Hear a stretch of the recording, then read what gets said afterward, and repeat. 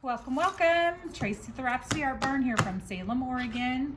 So I'm gonna grab just a paintbrush. I have an Amy Howard paintbrush here. I have Amy Howard paint in the Bauhaus Buff. This is our most popular color. It's kind of a neutral, creamy white. Very beautiful. The all-in-one does have a French vanilla scent to it. It smells very good. And it also has a top coat sealer in it. So every time you open it, just like any top coat one, just like my Jamie Ray vintage one has a top coat in it also, you want to stir it real well. And once your piece is prepped, I use a TSP based, I used some Dixie Belle White Lightning to prep this, and I did a quick scuff sand. I do not need to scuff sand if I'm using the DIY paint.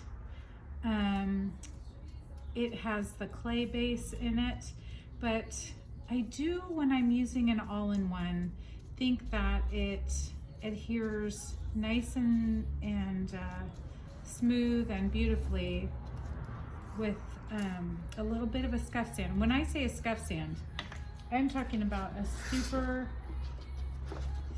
fine grit 220 sandpaper and just rubbing over my piece. I do a lot of furniture, or I have in the past. It's like I'm doing more smalls than anything now that I do so many lives. But I've never had a problem when doing an all-in-one if I just do a quick light scuff sand. This is a, gosh, what is this? Resin? A resin piece. So it did have a little bit of a slick surface. It wasn't too terrible, so we're just gonna pray for the best here. If you're worried at all, if I was doing a piece of furniture and I was worried about it, you can use a bonding primer. The difference between primers are, there's bonding primers that you use on glass and slick surfaces. Pentart has one called bonding primer that I use often if I'm doing, you know, my artwork on glass or something slicky, just to make sure that it adheres. And there's a blocking primer, and those would be to help with odor and stains that come through, like Debbie's DIY Salvation Solution is one, and those do not help with the bond. They are a primer, but they don't help with the like bonding it. They just help with the blocking the odors and any tannins that might come up through the wood that you're painting.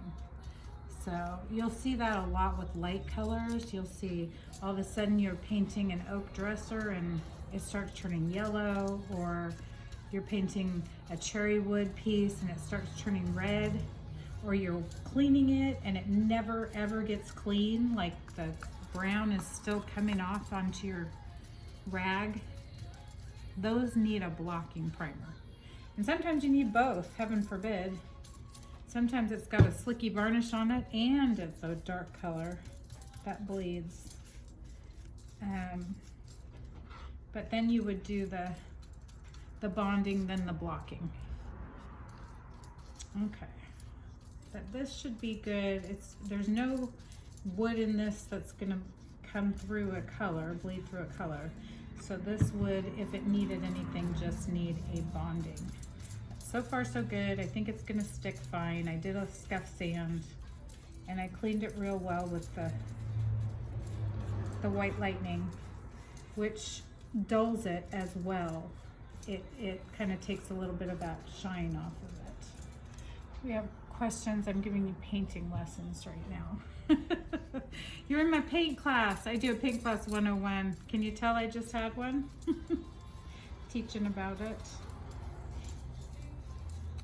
So the all-in-one paint dries differently than a chalk paint. When you have a top coat in it, it dries from the top down, kind of like nail polish does. So you have to be a little more careful. You'll think it's dry and it's not underneath. So just know that when you're using an all-in-one paint, it's a little different. And then of course, you know, if you go back in on wet paint with wet paint, you're gonna just take the paint right off. You can't do that. So this is a Crackle medium for this paint. It's still a little sticky. It's gotten a little gooey. And I just want to put it into a container. Just gonna pour a little out.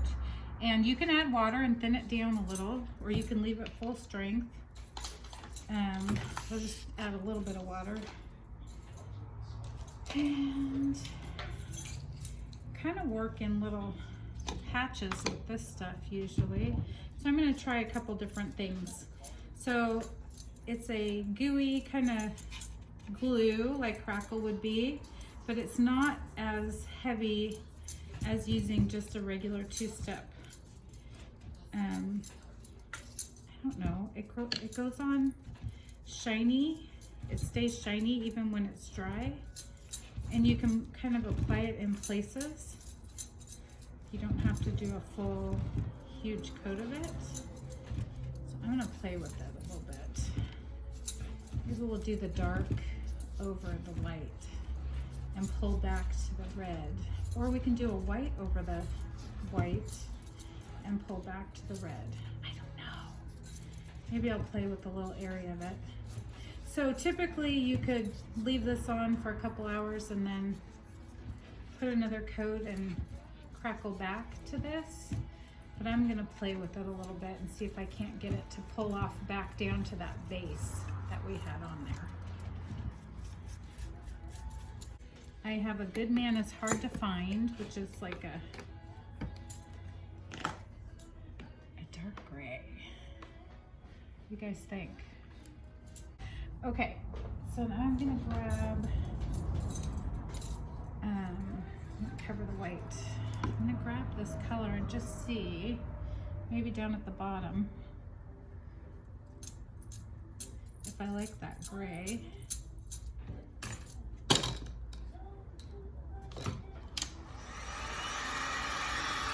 While it's drying, you crackle it back with your fingers. So I could have just done this without that patina crackle, done a coat of the dark, and then gone back in with the white. Because now it's gonna crackle the gray, but it's not going to be light on top. So I'll have to maybe mess with that some more. I don't know. This is how I come up with techniques though, so sometimes I like it. I mess with it and end up with something I didn't know I was gonna get, so. Okay, I'm gonna go a little at a time and I'm gonna mess with it. Look at how sticky this stuff on top is getting.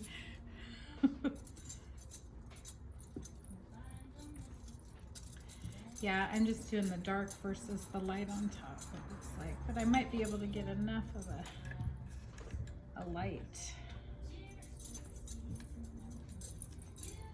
And you can see, I'll put it up close as I'm pulling it off. I'm using a wet towel. You don't have to use a wet towel, and you can use more heat and you can get some crackle in there too. So let me mess with it a little bit.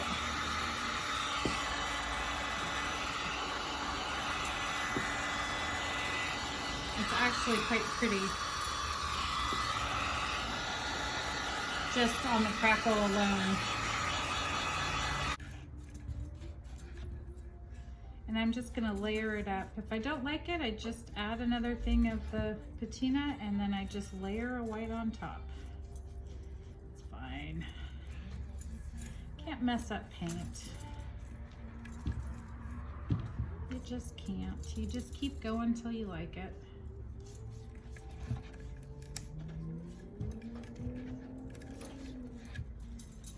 just brings more texture into it, which I love.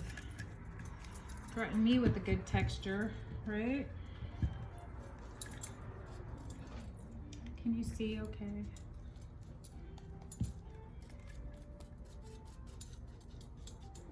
Let it sit for a second.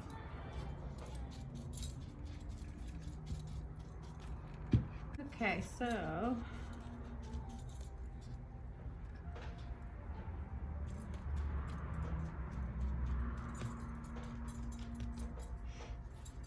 I'm gonna dry this, add a little more stuff, and then go maybe white again. I don't know. Then if you mess with it a little bit, like you just take, I probably should use a dry one first and see. If you mess with it a little bit, you can pull chunks off of it too. Let's see if I can get you into the, you can like pull pieces off and get like that chunky, old world, fun, crusty look, right? You gotta do it before it dries though. This one's getting a little dry, but that's okay because I wanted to do the next layer with white. So I'm kind of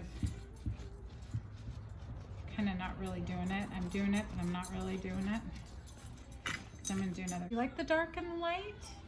Or do you think I should do another white on top? You guys, let me know. What do you think? Should I just leave it dark? I kind of like it like that too. I kind of like it like that. It's like pieces are coming off in places. And I have a little bit of antiquing glaze. This is not the patina crackle. This is antiquing glaze. This is like a liquid that brings a little bit of color. I use a sea sponge with it. And then it softens the paint a little bit. And so you can actually pull stuff back with that as well. And you can actually go back in with antiquing glaze, and once you soften it up, and add another layer with that color, with a different color. So we can actually do that too. But it shows up better on the white. Okay. So see how this got all chunky and crusty, and I love that look. I do like the dark under the light, so I'm gonna do it again. I'm just gonna do it again. Why not? So I'm gonna add a little more of this patina glaze. We're just gonna go rogue again. Just gonna do it however we wanna do it. And we're gonna see what happens. And this is the patina glaze from Amy Howard over the one-step paint. I'm gonna do the same thing I did before and kind of just put a light coat of this stuff all over. And we're gonna just add white again. See if we can't pull up some of the dark underneath and have mostly white. That's what I'm hoping. We'll see what happens. And then, like I said, for that little piece I showed you guys, I used a little of the Venetian plaster in the paint, and I created a kind of a crustier top coat. We can try that, or we can just do what I'm doing now. What do you guys want to do?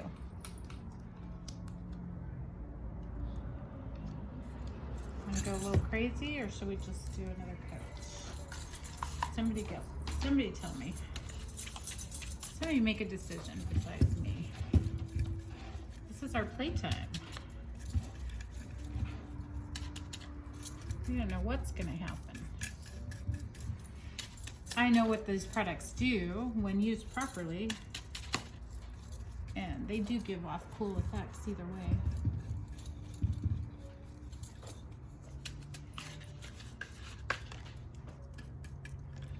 Okay, so I've gotten some patina glaze on everything. It's pooling up on my little petals down here, so I keep going over those.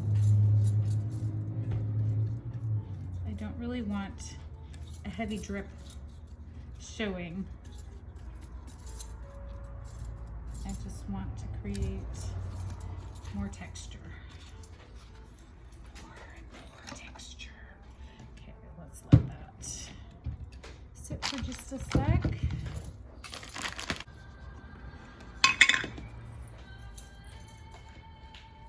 My hands are so toast right now. Oh, hopefully you can't hear that music too loud in the background, can you? It'll shut me down. I didn't even think about that. Okay, let's try this first and see what happens. We're putting Bauhaus Buff back over the top of the A Good Man Is Hard to Find.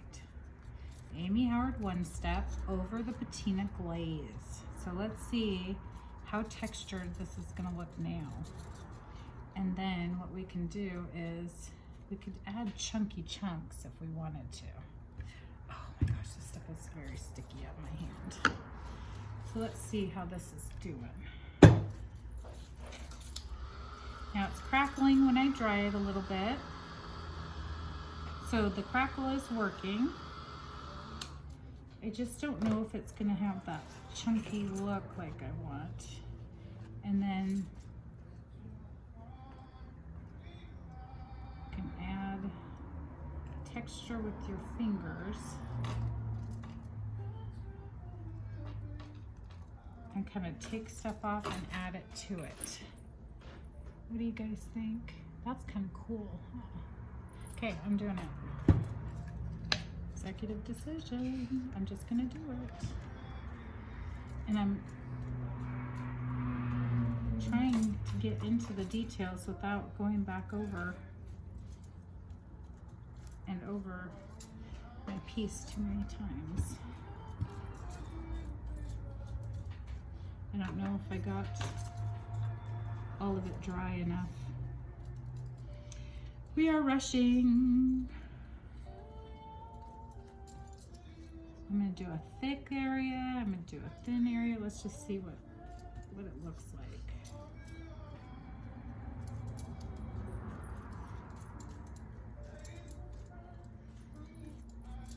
I should turn off that music, huh?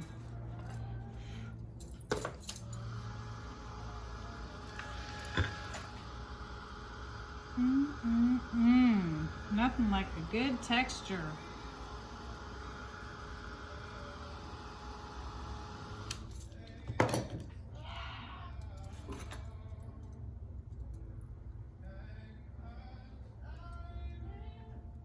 Let that dark come through a little bit.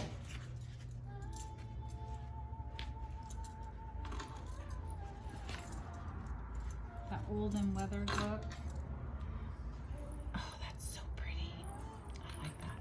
Why do you add the patina glaze under the paint? Does that give you so this product isn't just a crackle, it is a texture additive and a crackling medium.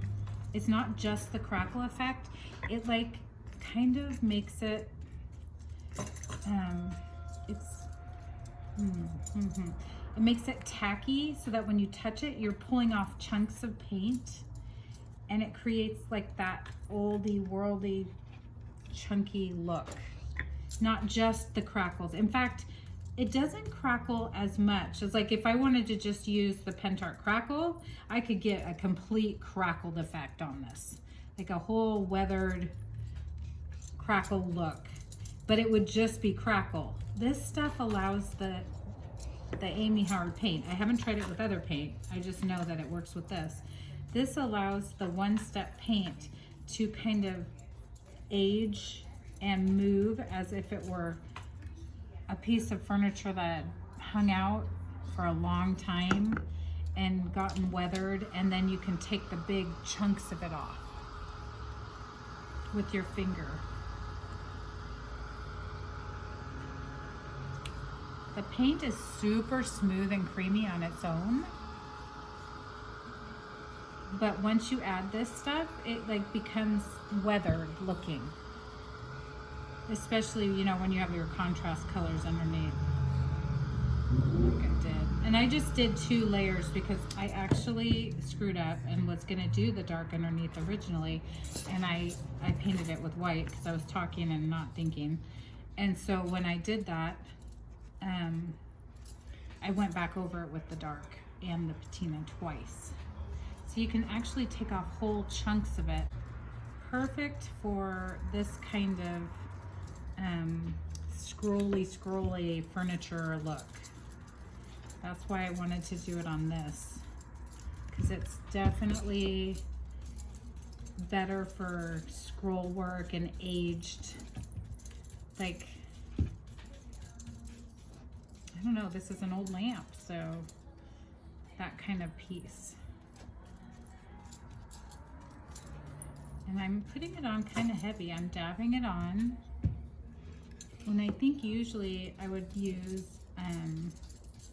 a chip brush to dab it on, but this is what I was using before, so. And then you can even get a more aged effect with the chip brush probably too, with the harder bristles. Oh, I just love this look. Oh, so pretty. It's like what you see when you go into a really old house that has like wrought iron banisters, or the paint is chunking off, and it's nothing you can get with even like a salt wash or that kind of medium.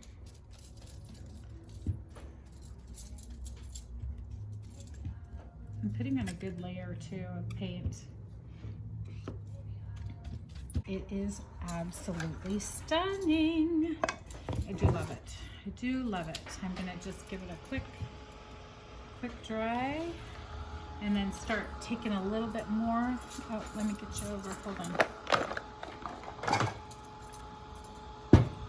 Where's my big guy? It's so much faster. I know it's louder, but it's so much faster to use this guy. Look at that. Oh, I love it. Okay, so see, as I'm touching it, it's coming off in places. It's kind of just, and as it dries, it'll stop doing that. So there's a fine line before drying it becomes too dry, or when it's wet, it's too wet to do this because it takes off too much. It's like this one sweet spot where it will take off a chunk like this down here of paint that looks so authentic. And sometimes I use my fingers, it helps, and sometimes it helps me to use the rag, and I think that depends on how dry it is. So you can take off big chunks with your finger.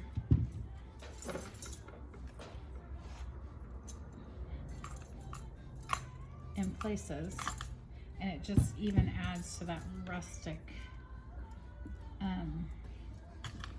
finish. Oh, this really is gorgeous. I'm glad we did the light on top. So that's the Amy Howard one step with the patina and 2 different color paints. Yeah, isn't that gorgeous?